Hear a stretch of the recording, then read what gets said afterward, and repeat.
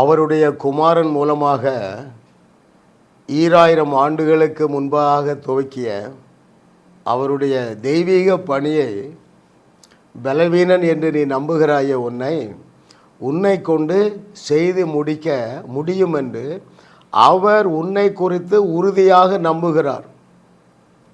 திரும்ப சொல்லட்டுமா?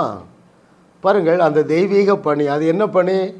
பூமி முழுவதும் இந்த ராஜ்யத்தின் சுவிசேஷம் பிரசங்கிக்கப்பட வேண்டும். இந்த மிகப்பெரிய பணியை 200 தேசங்களிலும் செய்வதற்கு 2000 ஆண்டுகளுக்கு முன்பதாக பிதாவாகிய தேவன் அவருடைய குமாரன் மூலம் அந்த இஸ்ரவேல் தேசத்தில் துவக்கி வைத்தார். அந்த பணியை ஆண்டு காலமாக யாரோ ஒருவர் மூலமாக நிறைவேற்றி கொண்டு வருகிறார். இந்த 21வது நூற்றாண்டிலே என்னோடு இணைந்திருக்கிற எனக்கு பிரியமானவர்களே, உன்னை கொண்டு இந்த பணியை நிறைவேற்ற முடியும் என்று அவர் உன்னை மிகவும் அதிகமாக நம்புகிறார். நீயோ அப்படி உன்னை நம்ப முடியுதா? ஆமாம், என்னை கொண்டு தேவன் பெரிய காரியம் செய்வார். நம்ப வேண்டும்.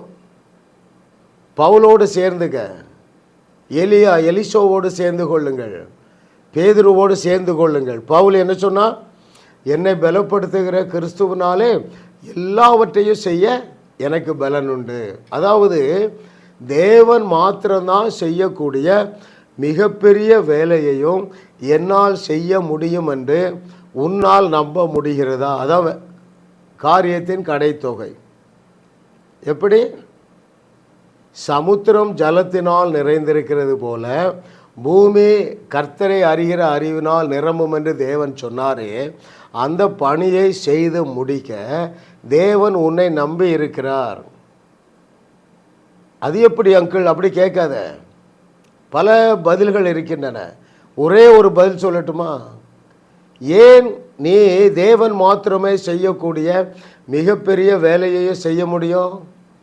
நீ தேவனாக இருக்கிறாய். சொன்னவர் யாரு? இயேசு கிறிஸ்து. பாருங்க. அப்போது இதை கேட்டுக்கொண்டிருக்கிற அருமையான தேவர்களே, நீங்கள் ஒவ்வொருவரும் தேவர்களாக இருக்கிறதுனால இயேசு கிறிஸ்து மூலமாக துவங்கப்பட்ட இந்த சுவிசேஷ பணியை செய்து முடிக்க நீங்கள் திராணி உள்ளவர்களாக இருக்கிறீர்கள். எங்கே கோளாறு தெரியுமா? உங்களுக்குள்ள எப்படிப்பட்ட அதிசயமான ஆற்றல் இருக்கிறது என்கிறதை நீங்கள் அறியவில்லை. ரைட்? நீங்கள் எந்த அளவு தகுதிப்படுத்தப்பட்டு இருக்கிறீர்கள் என்கிற நாலேஜும் உங்களுக்கு உள்ளே பாருங்கள். இந்த 2 நாலேஜ் தான் தேவைங்க. தேவன் உங்களை எந்த அளவு தகுதிப்படுத்தி இருக்கிறார்? எபிரேயர் 10:14, கொலோசியர் 2:10, இந்த 2 வசனங்களும் என்ன சொல்லுகின்றன? நீங்கள் பரிபூரணமாக்கப்பட்டு இருக்கிறீர்கள். Don't doubt. So, you are perfectly perfected, number 1. Number 2, you can perform miracles like Jesus and also more than that. So, you are called by our Master Jesus Christ gods. அவர் தான்ப்பா உன்னை தேவன் என்று அழைக்கிறார். தேவன் என்றால் என்ன? எல்லா பிரச்சனைகளுக்கும் தீர்வு கொடுக்கிறவர்.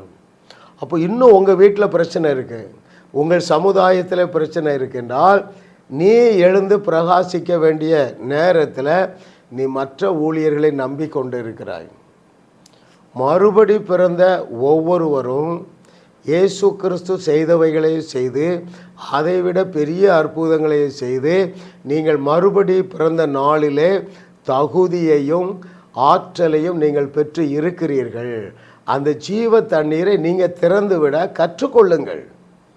எப்படியெல்லாம் அந்த அதிசயமான ஆற்றல் கடந்து சென்றது? வேதத்தில் தானே நமக்கு ஆதாரம். இயேசு கிறிஸ்துவுடைய வஸ்திரத்தின் மூலமாக அந்த ஜீவ தண்ணீர் புறப்பட்டு சென்றது.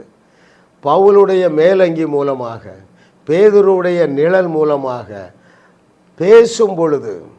ரைட்? அப்போது அருமையான தேவர்களே, மிகப்பெரிய வேலைகளையும் செய்து முடிக்க திராணி உள்ளவர்களாக இருக்கிறீர்கள். எனவே நீங்கள் கால தாமதம் செய்யாமல் எழும்புங்கள் என்று கர்த்தர் சொல்லுகிறார்.